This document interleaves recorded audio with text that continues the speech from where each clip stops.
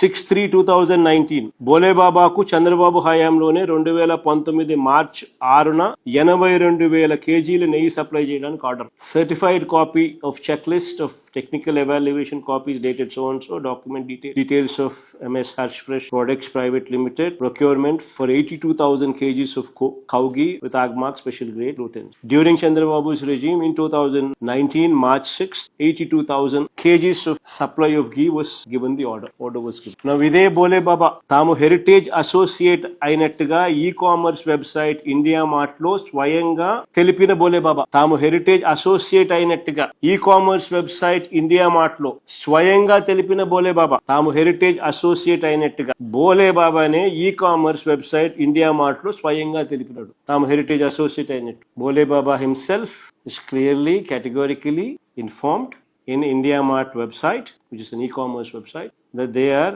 associated with associates of heritage.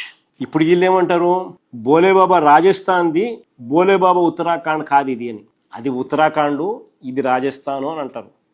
ఎవరు? వీళ్ళు TDP batch. Heritage Hyderabad, heritage Vijayawada రెండు ఒకటి కాదు స్వామి.